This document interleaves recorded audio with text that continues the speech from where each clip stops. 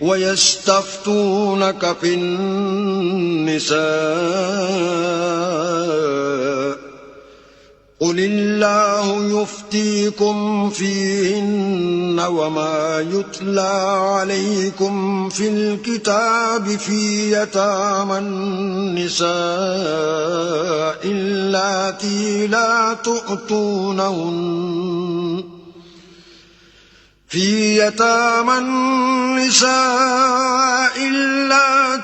لا تؤتونهن ما كتب لهن وترغبون أن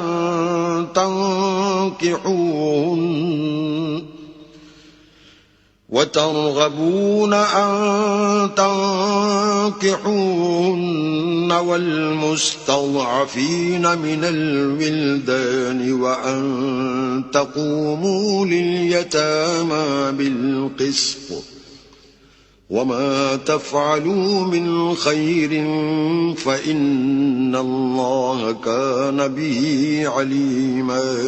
اے پیغمبر، لوگ تم سے یتیم عورتوں کے بارے میں فتویٰ طلب کرتے ہیں.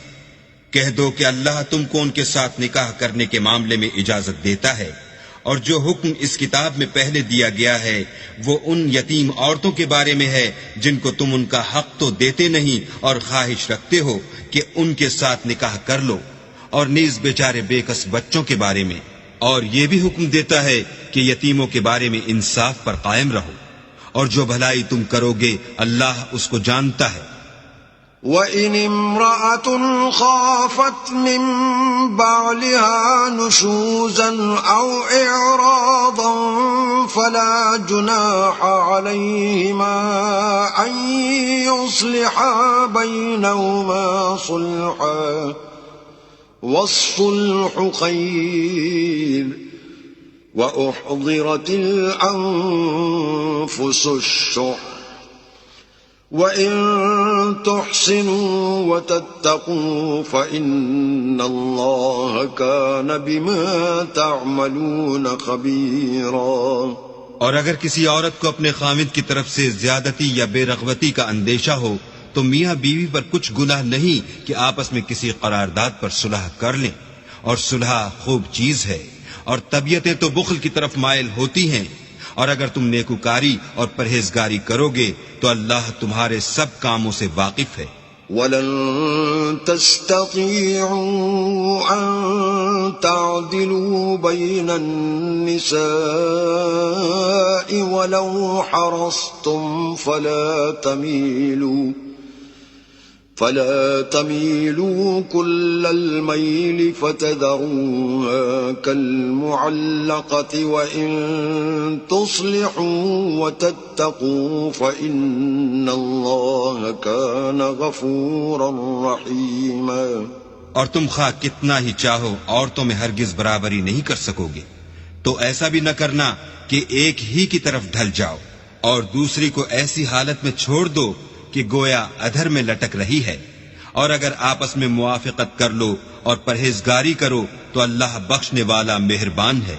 وَإِن يَتَفَرَّقَا يُغْنِ اللَّهُ كُلًّا مِّن سَعَتِهِ وَكَانَ اللَّهُ وَاسِعًا حَكِيمًا.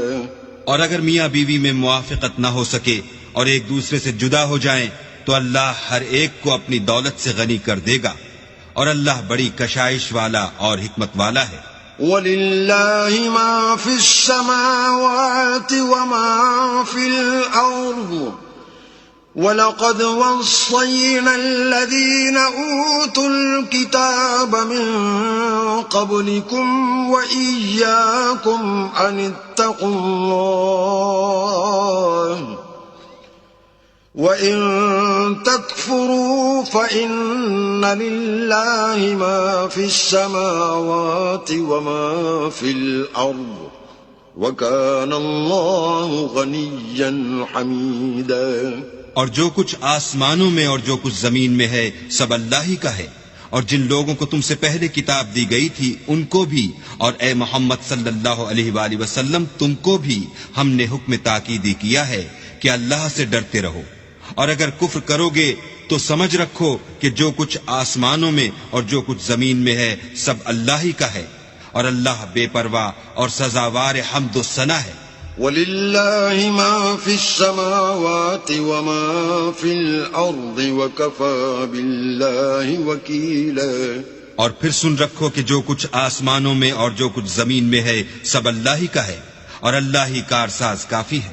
إِن يَشَأْ يُذْهِبْكُمْ أَيُّهَا النَّاسُ وَيَأْتِ بِآخَرِينَ وَكَانَ اللَّهُ عَلَى ذَلِكَ قَدِيرًا. لوگو اگر وہ چاہے تو تم کو فنا کر دے اور تمہاری جگہ اور لوگوں کو پیدا کر دے، اور اللہ اس بات پر قادر ہے.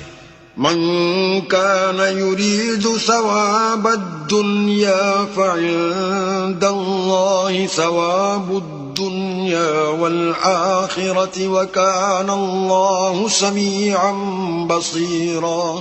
جو شخص دنیا میں عملوں کی جزا کا طالب ہو تو اللہ کے پاس دنیا اور آخرت دونوں کے لیے اجر موجود ہیں، اور اللہ سنتا دیکھتا ہے.